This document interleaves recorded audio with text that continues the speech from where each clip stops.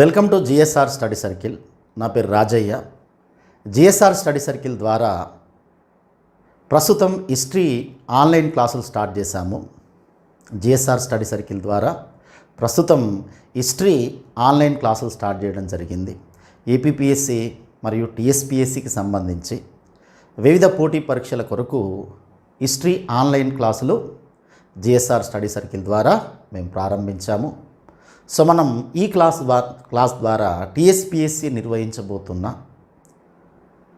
వివిధ రకాలైనటువంటి పోటీ పరీక్షల్లో తెలంగాణ చరిత్ర సంస్కృతి అనే సబ్జెక్టు ఏ విధంగా ఏ సిలబస్గా ఇవ్వడం జరుగుతుంది, అసలు తెలంగాణ చరిత్ర సంస్కృతి అనేటువంటి సబ్జెక్టుకు సంబంధించినటువంటి కొంత బేసిక్ సమాచారం గురించి మనం ఈ క్లాసులో చెప్పుకుందాం. తెలంగాణ చరిత్ర సంస్కృతి, Telangana history and culture. So దీని గురించి మనం ఈ క్లాస్ ద్వారా చెప్పుకుందాం, రైట్. సో పర్టికులర్గా మనం గ్రూప్ 2 ఓరియంటేషన్లో చెప్పుకోవడం జరుగుతుంది తెలంగాణ సంస్కృతి, తెలంగాణ చరిత్ర. సో దీని మీద మనం గ్రూప్ 2 ఓరియంటేషన్లో చెప్పుకోవడం జరుగుతుంది.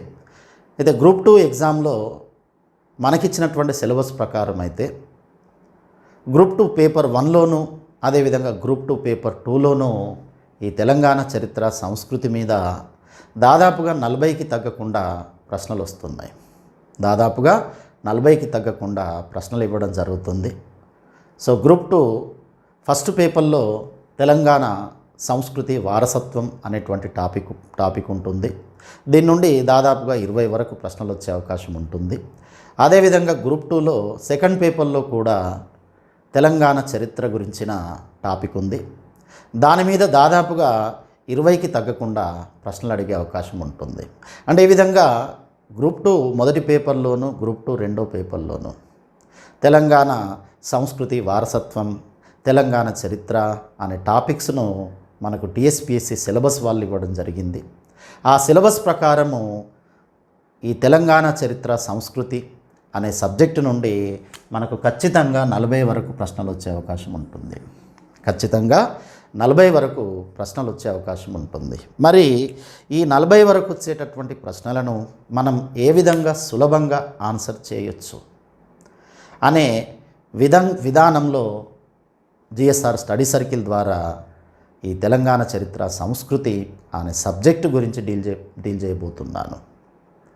ఓకేనా. సో ముందుగా మరి దీనికి సంబంధించినటువంటి ఫీజు వివరాల గురించి చెప్పుకుందాం. ఈ తెలంగాణ చరిత్ర సంస్కృతి అనే ఈ సబ్జెక్టు ఈ కోర్సు యొక్క ఫీజు వివరాలు వచ్చేసి 999 రూపాయలు. 999 రూపాయలు. మీరు యూట్యూబ్లో కూడా కొన్ని వీడియోలు ఈ సబ్జెక్టుకు సంబంధించి చూసుకోవచ్చు. పూర్తి స్థాయిలో మీకు ఈ తెలంగాణ చరిత్ర సంస్కృతి అనేటువంటి సబ్జెక్టు మీకు అందుబాటులోకి రావాలి అంటే మీరు జిఎస్ఆర్ స్టడీ సర్కిల్ అనే యాప్ను ప్లేస్టోర్లో డౌన్లోడ్ చేసుకొని దీనికి సంబంధించినటువంటి క్లాసులు వినండి. సో ఈ జిఎస్ఆర్ స్టడీ సర్కిల్ ద్వారా దాదాపుగా 80 గంటలకు తగ్గకుండా 80 అవర్స్కు తగ్గకుండా నేను ఈ సబ్జెక్ట్ను డీల్ చేయబోతున్నాను. 80 గంటలకు తగ్గకుండా నేను ఈ సబ్జెక్ట్ను డీల్ చేయబోతున్నాను. సో కాబట్టి పూర్తి సమాచారంతో ఏ టాపిక్ను వదిలిపెట్టకుండా ప్రతి కార్నర్ను టచ్ చేస్తూ ఈ సబ్జెక్టు గురించి మనం చెప్పుకుందాం, రైట్. సో దీని ఫీజు వివరాలు వచ్చేసి 999 రూపాయలు, 999 రూపీస్. సో 80 గంటలకు తగ్గకుండా మీకు ఈ సబ్జెక్టు నుండి వీడియో క్లాసులు జిఎస్ఆర్ స్టడీ సర్కిల్ ద్వారా జిఎస్ఆర్ స్టడీ సర్కిల్ అనే యాప్ ద్వారా అందించబోతున్నాము. జిఎస్ఆర్ స్టడీ సర్కిల్ అనే యాప్ ద్వారా మీకు ఈ కోర్సును అందించబోతున్నాము. దీంతో పాటుగా తెలంగాణ ఉద్యమ చరిత్ర ఆ కోర్సు కూడా అందించబోతున్నాము. అయితే తెలంగాణ ఉద్యమ చరిత్ర అనే సబ్జెక్టుకు సంబంధించి మనం మళ్ళీ మరో వీడియోలో చెప్పుకోవడం జరుగుతుంది, మరో క్లాసులో దాని గురించి చెప్పుకోవడం జరుగుతుంది. ఈ క్లాసులో తెలంగాణ హిస్టరీ అండ్ కల్చర్ గురించి మాత్రమే మనం చెప్పుకుందాం, రైట్. సో తెలంగాణ చరిత్ర సంస్కృతి, తెలంగాణ చరిత్ర సంస్కృతి అనే సబ్జెక్టును మనం సులభంగా అర్థం చేసుకోవాలంటే ముందు మనకు ఇందులో ఉన్నటువంటి టాపిక్స్ ఏంటి, ఈ సబ్జెక్ట్ను మనం ఎన్ని చాప్టర్లుగా డివైడ్ చేయవచ్చు, ఎన్ని చాప్టర్లుగా దీన్ని మనం చదువుకోవచ్చు అనే దాని పట్ల మనకు కనీస అవగాహన ఉండాలి. మనకు ఇచ్చినటువంటి సిలబస్ ఏవైనా ఉండొచ్చు, కానీ మనం సిలబస్ ప్రకారం వెళ్తే మనకి ఈ సబ్జెక్టు అంత సులభంగా అర్థం కాదు. కాబట్టి కొద్దిసేపు సిలబస్ను పక్కన పెట్టి నేను చెప్పే టాపిక్స్ వరుస క్రమంలో రాసుకొని మీరు ఆ క్రమంలో కనుక ఈ సబ్జెక్టును చదివితే మీకు తెలంగాణ చరిత్ర సంస్కృతి అనేది సులభంగా అర్థమవుతుంది. ఓకేనా? మనకిచ్చినటువంటి సిలబస్ ప్రకారం ఇది 1948 వరకు ఉంటుంది. మనకిచ్చినటువంటి సిలబస్ ప్రకారం ఈ తెలంగాణ చరిత్ర సంస్కృతి అనేటువంటి సబ్జెక్టు ఎప్పటి వరకు ఉంటుంది? 1948 వరకు ఉంటుంది. 1948 నుండి 2014 మధ్యకాలాన్ని మనం ప్రస్తుతం తెలంగాణ చరిత్రలో తెలంగాణ ఉద్యమ చరిత్రగా పేర్కొంటున్నాం. 1948 నుండి 2014 మధ్యకాలాన్ని తెలంగాణ ఉద్యమ చరిత్రగా పేర్కొంటారు. ఈ తెలంగాణ ఉద్యమం గురించి మళ్ళీ మనం ప్రత్యేకమైనటువంటి ఓ క్లాసులో చెప్పుకుందాం. సో ఇప్పుడైతే మనం తెలంగాణ చరిత్ర సంస్కృతి గురించి మాట్లాడుకుందాం. ఈ సబ్జెక్టును మనం సులభంగా అధ్యయనం చేయడానికి, మనకు సులభంగా అర్థం కావడానికి 9 ప్రధాన చాప్టర్లుగా విభజించవచ్చు. 9 ప్రధాన చాప్టర్లు. దీంట్లో ప్రధానమైనటువంటి చాప్టర్స్ ఎన్ని? 9 చాప్టర్స్. సో ఈ 9 అనేటువంటిది గుర్తుపెట్టుకోండి. దీంట్లో 9 ప్రధానమైనటువంటి చాప్టర్స్ ఉన్నాయి. ఇందులో అంతర్లీనంగా మళ్ళీ కొన్ని సబ్ టాపిక్స్ కూడా వస్తాయి. అదేవిధంగా కొన్ని రిలేటెడ్ టాపిక్స్ కూడా వస్తాయి. అంటే ఈ విధంగా దీన్ని మనం 3 రకాలుగా అర్థం చేసుకోవాలి. ఈ సబ్జెక్టు మనకు సులభంగా అర్థం కావాలంటే ముందు దీన్ని మనం 3 రకాలుగా అర్థం చేసుకోవాలి. 1 ప్రధాన chapters, 2 sub chapters, 3 related chapters. ఇంకో ఈ విధంగా మనం అర్థం చేసుకోవాలి. సింపుల్గా చెప్పాలంటే 9 ప్రధాన చాప్టర్లు. కానీ ఇందులో మళ్ళీ సబ్ చాప్టర్స్ వస్తాయి. ఇందులో మళ్ళీ ఈ సబ్జెక్టుకు రిలేటెడ్గా కొన్ని టాపిక్స్ వస్తాయి. సో కాబట్టి 3 విధాలుగా మనకి ఈ సబ్జెక్టును మనం అర్థం చేసుకోవాలి. ప్రధాన చాప్టర్స్, సబ్ చాప్టర్స్, అదేవిధంగా రిలేటెడ్ చాప్టర్స్. ముందుగా మనం ప్రధాన చాప్టర్స్ మరియు దానికి కొనసాగింపుగానే సబ్ చాప్టర్స్ అనేటువంటి టాపిక్స్ గురించి చెప్పుకుందాం. చివర్లో రిలేటెడ్ టాపిక్స్ గురించి చెప్పుకుందాం. అంటే 3 రకాలైనటువంటి చాప్టర్స్ ఉన్నాయని గుర్తుపెట్టుకోండి. ప్రధాన చాప్టర్సు, అదేవిధంగా sub chapters and related chapters.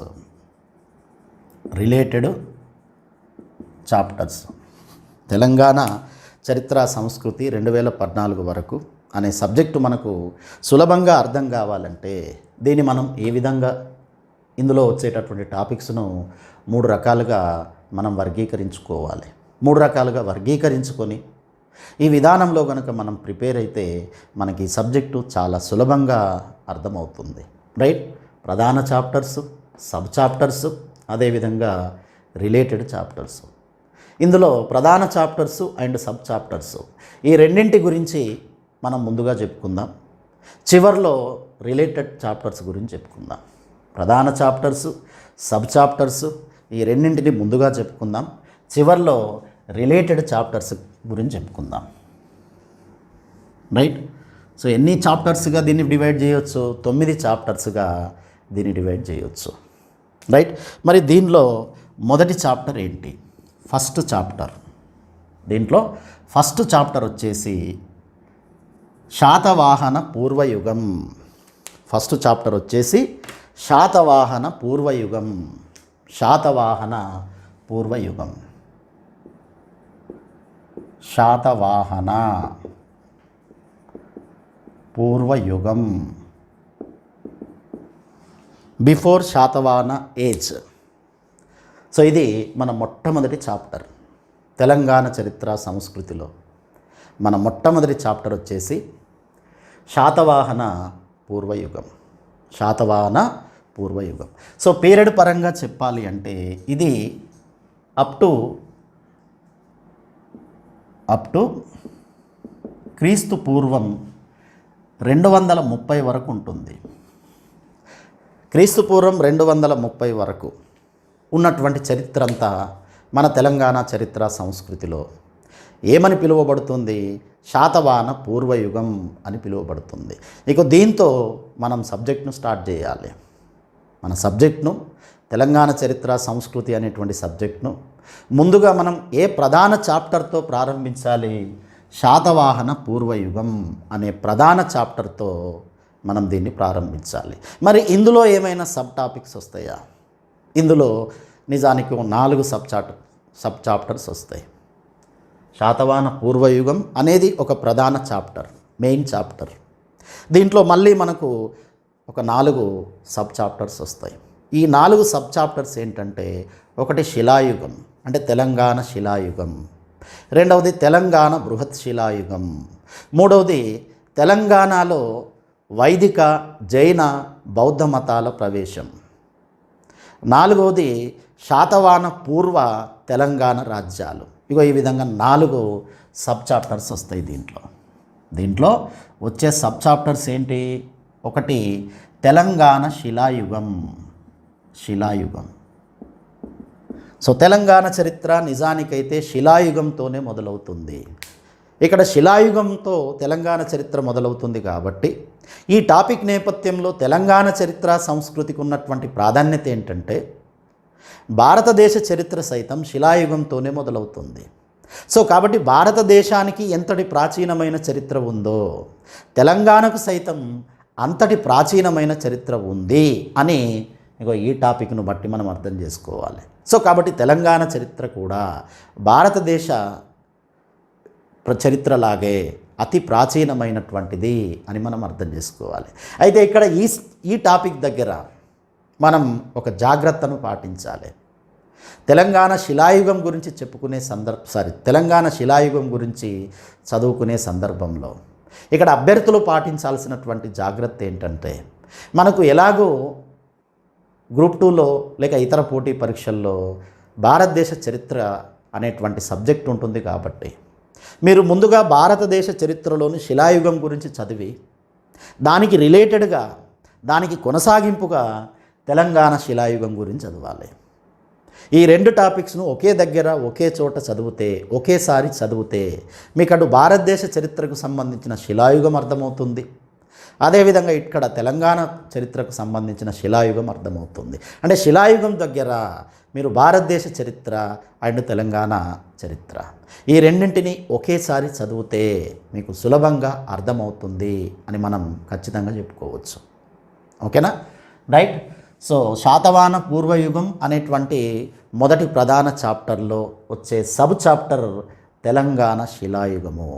ఇక రెండవది తెలంగాణ బృహత్ శిలాయుగము.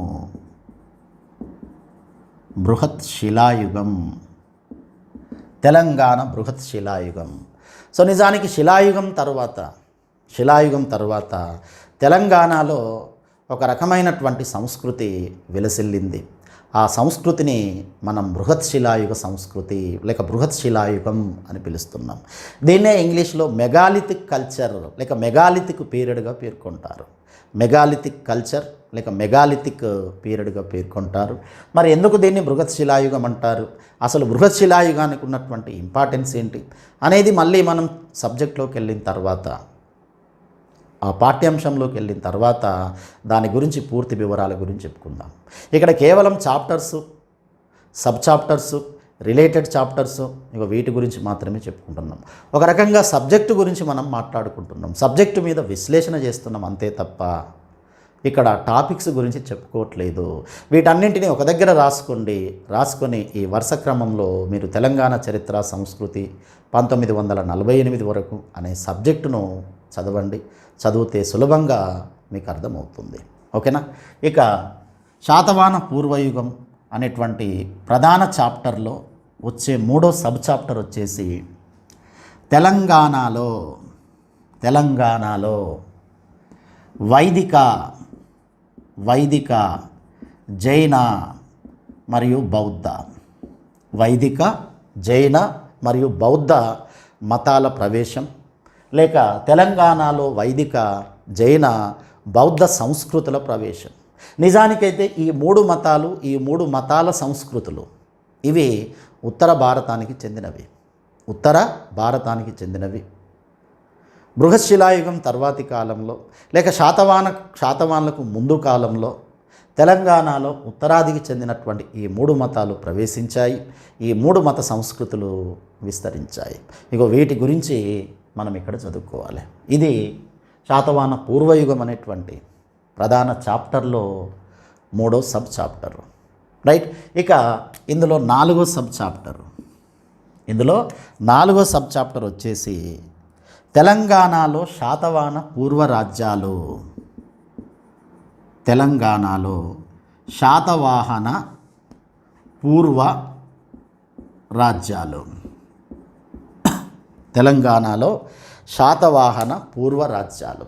సాధారణంగా చాలామంది తెలంగాణ చరిత్ర లేక ఆంధ్రుల చరిత్ర శాతవాహనులతోనే మొదలైంది అనే ఒక అభిప్రాయం ఉంటుంది. వాస్తవానికి శాతవాహనులకు పూర్వమే తెలంగాణకు గొప్ప చరిత్ర ఉంది అని చెప్పొచ్చు. శాతవాహనులకు పూర్వమే తెలంగాణలో రాజ్యాలు ఉన్నాయి అని చెప్పొచ్చు. శాతవాహనులకు పూర్వమే తెలంగాణలో రాజ్యాలు ఉన్నాయి అని చెప్పొచ్చు.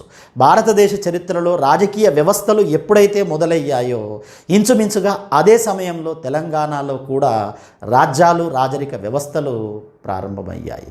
ఉదాహరణకు మనం భారతదేశ చరిత్రలో షోడశ మహాజనపదాలు అనేటువంటి క్రీస్తుపూర్వం 6-5 శతాబ్దాల కాలం నాటి రాజకీయ చరిత్ర గురించి చదువుకుంటే ఆ షోడశ మహాజనపదాల్లో దక్షిణాదికి చెందినటువంటి ఒక మహాజనపదం యొక్క ప్రస్తావన వస్తుంది. ఆ మహాజనపదమే అస్సక లేక అశ్మక లేక అశ్వక అనేటువంటి మహాజనపదం.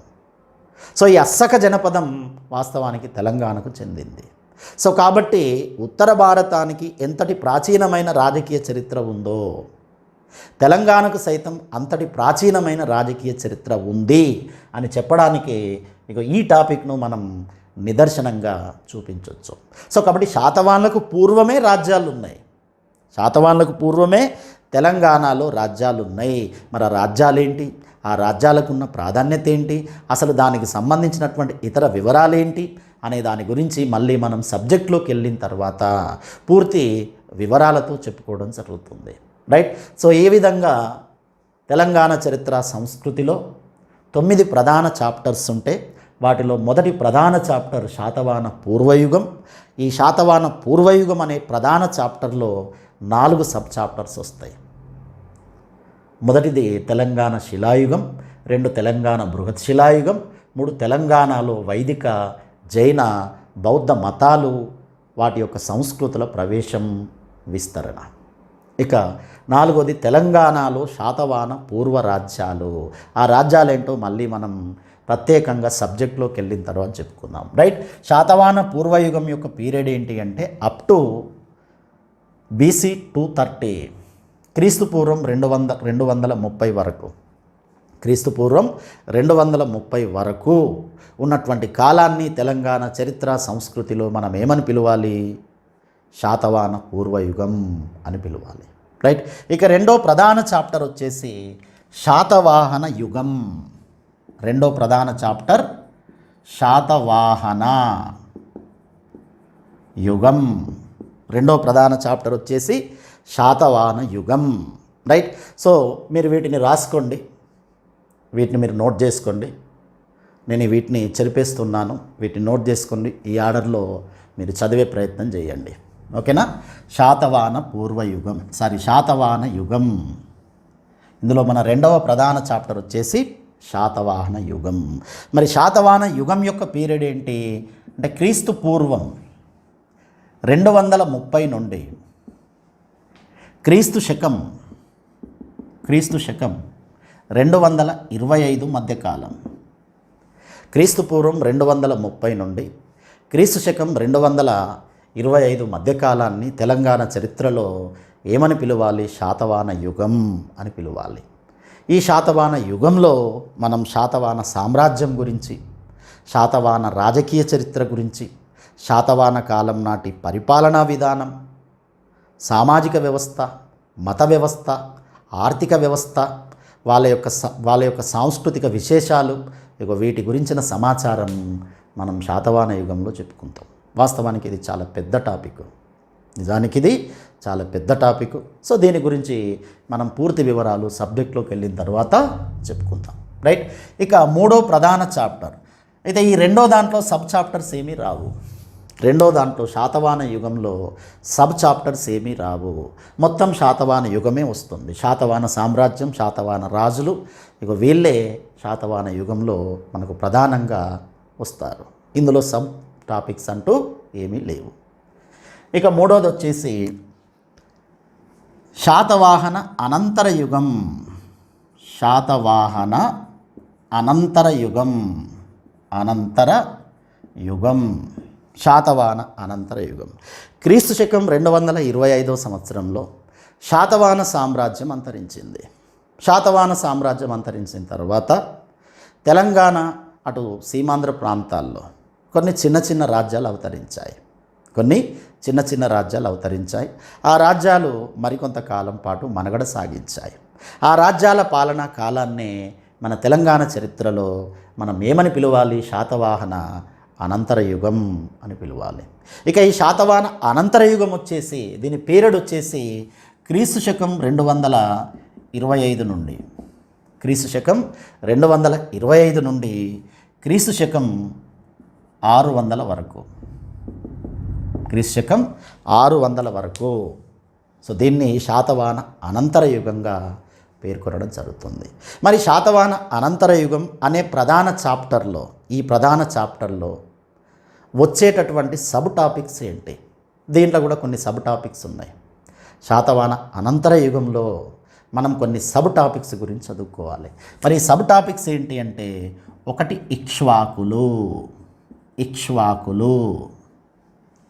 ఇక్ష్వాకులు దాదాపుగా 1 శతాబ్దం పాటు ఇక్ష్వాకులు పరిపాలించారు.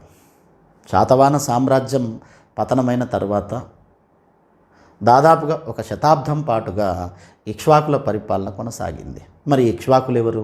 వాళ్ళ యొక్క నేపథ్యం ఏంటి? అందులో ఉన్న రాజులు ఎవరు? వాళ్ళ యొక్క ఇతర వివరాలు ఏంటి అనే దాని గురించి మళ్ళీ మనం ప్రత్యేకంగా సబ్జెక్ట్లోకి వెళ్ళిన తర్వాత చెప్పుకుందాం. ఇక ఇందులో రెండో సబ్ టాపిక్ శాతవాహన అనంతర యుగంలో రెండో సబ్ టాపిక్ వచ్చేసి విష్ణు కుండినులు.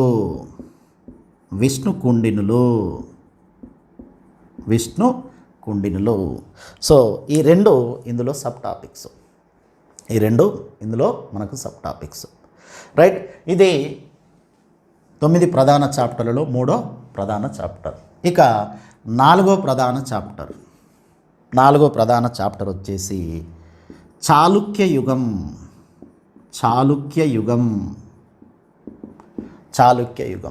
4వ ప్రధాన చాప్టర్ వచ్చేసి చాళుక్య యుగం. ఈ చాళుక్య యుగం యొక్క పాలనా కాలం వచ్చేసి క్రీస్తు శకం.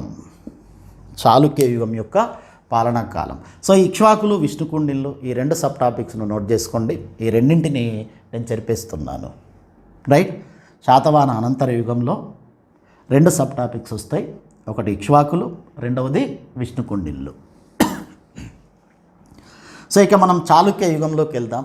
చాళుక్య యుగం యొక్క పీరియడ్ వచ్చేసి క్రీస్తు శకం 6వ శతాబ్దం నుండి క్రీస్తు శకం 12వ శతాబ్దం మధ్యకాలం. క్రీస్తు శకం 6వ శతాబ్దం నుండి క్రీస్తు శకం 12వ శతాబ్దం మధ్యకాలాన్ని తెలంగాణ చరిత్రలో మనం ఏమని పిలవాలి? చాళుక్య యుగం అని పిలవాలి. క్రీస్తు శకం 6వ శతాబ్దం నుండి క్రీస్తు శకం 12వ శతాబ్దం మధ్యకాలాన్ని తెలంగాణ చరిత్రలో మనం చాళుక్య యుగం అని పిలవాలి. మరి ఈ చాళుక్య యుగంలో వచ్చేటటువంటి సబ్ టాపిక్స్ ఏంటి? ఈ చాళుక్య యుగంలో కొన్ని సబ్ టాపిక్స్ ఉన్నాయి. ఇక్కడ ఆ సబ్ టాపిక్స్ కూడా మనకు వెరీ వెరీ ఇంపార్టెంట్ అవుతాయి. ముఖ్యంగా ఒక 4 సబ్ చాప్టర్స్ వస్తాయి.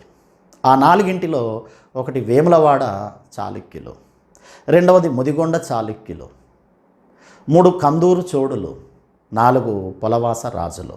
ఇగో ఈ విధంగా 4 సబ్ టాపిక్స్ వస్తాయి. వేములవాడ చాళుక్యులు మొదటి సబ్ టాపిక్ వచ్చేసి వేములవాడ చాళుక్యులు. వేములవాడ చాళుక్యులు. 2 ముదిగొండ చాళుక్యులు. ముదిగొండ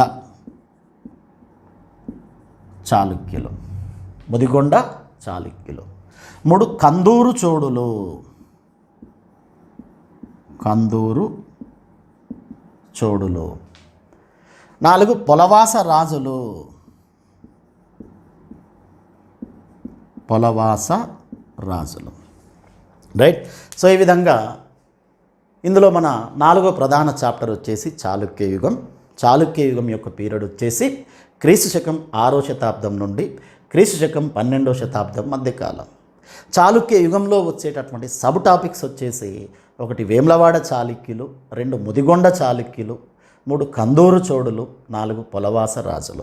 నిజానికైతే వేములవాడ చాళుక్యులు, ముదిగొండ చాళుక్యులు, కందూరు చోడులు, పొలవాస రాజులు వీళ్ళంతా చిన్న చిన్న రాజులు. నిజానికైతే వీళ్ళ యొక్క రాజ్యాలు చాలా చిన్న చిన్న రాజ్యాలు అయినా కూడా తెలంగాణ సంస్కృతి వికాసంలో వీళ్ళు ప్రముఖ పాత్ర పోషించారని చెప్పొచ్చు.